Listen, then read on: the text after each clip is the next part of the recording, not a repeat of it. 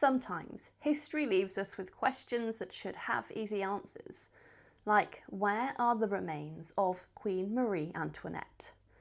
You'd think for one of the most famous monarchs in European history, we would know for certain where she was buried. And officially we do. Her tomb is in the Basilica of St. Denis, just outside of Paris, but whether her actual remains are there, that's less certain. Because after her execution during the French Revolution, Marie Antoinette was buried in an unmarked grave in a mass burial pit alongside hundreds of other decapitated victims. And when the monarchy was restored years later, what was dug up from that mass grave may not have been her at all. So let's unravel the story of how Marie Antoinette's head was lost, dug up and then reburied, and why more than 2 centuries later, no one is completely sure what actually lies inside her tomb. To understand how we got here, we need to go back to October 16th, 1793. Marie Antoinette, the Queen of France, had been imprisoned for months during the French Revolution. Her husband, Louis XVI, had already been executed earlier that year. And on the morning of her own execution, she was taken from the conciergerie prison and paraded through the streets of Paris, not in a closed carriage like her husband, but in an open cart, deliberately exposed to the jeering crowds. The guillotine was waiting for her at what was then the Place de la Révolution.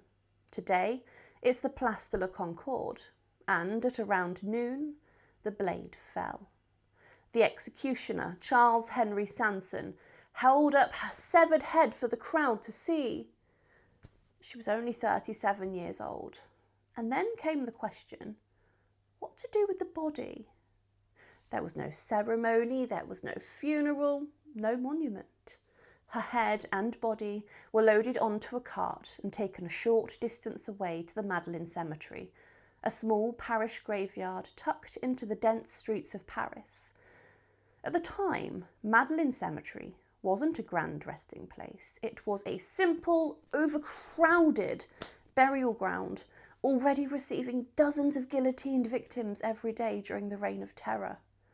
Bodies were dumped into mass graves, layer upon layer upon layer upon layer, with no markers and no separation between victims. Marie Antoinette was buried like so many others, anonymously. No royal dignity, no preservation, just another casualty of the revolution. For over 20 years, that's where her remains lay. It is believed that she had a separate burial just next to the layers of decomposing bodies, unrecognisably mixed with the remains of others. Maybe she was lucky in that regard. But during the revolution, nearly 1,300 people were buried at the Madeleine Cemetery, including other high-profile victims such as King Louis XVI, Madame Elizabeth, and numerous aristocrats and political figures.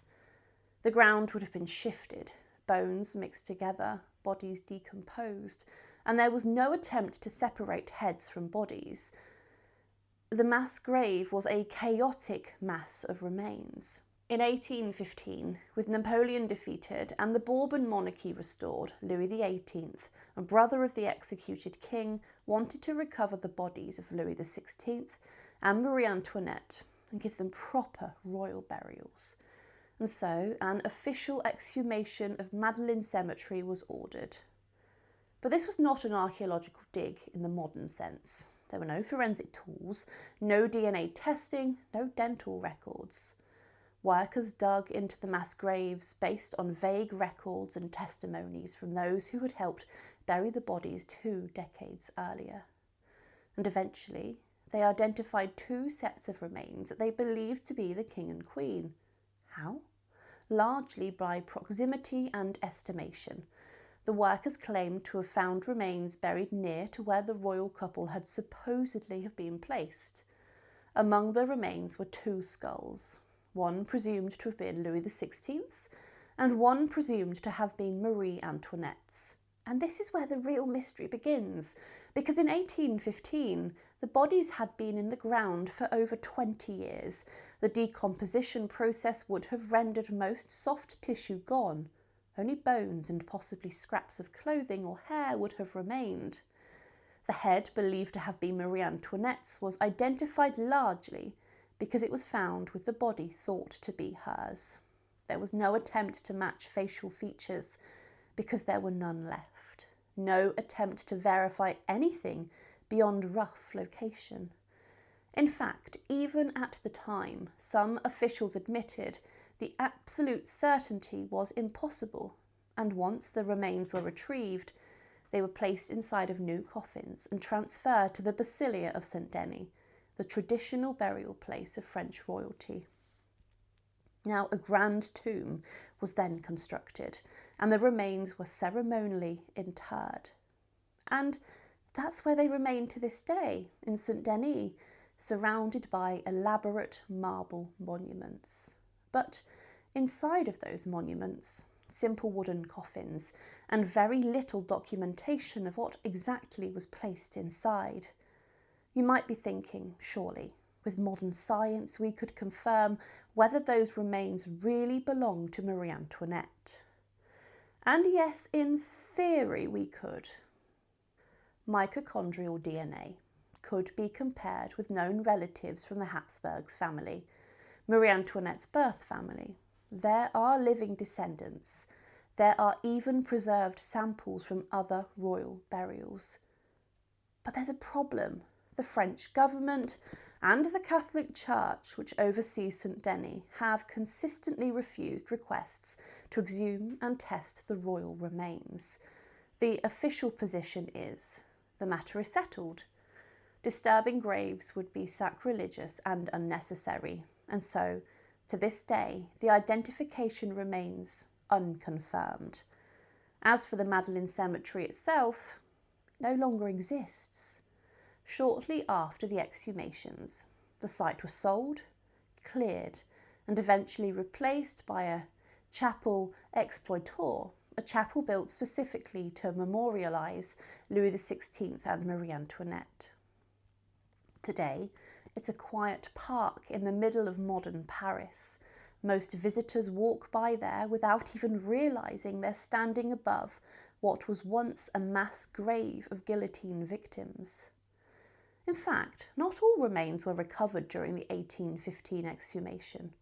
Many bodies, perhaps hundreds, were left behind. Their identities lost forever. There's even an odd footnote to all of this. During the Revolution, rumours circulated that the heads of executed royals were sometimes stolen, preserved or studied. We know, for example, that medical students occasionally acquired severed heads for anatomal studies. Could Marie Antoinette's head have been stolen or separated from her body after the execution?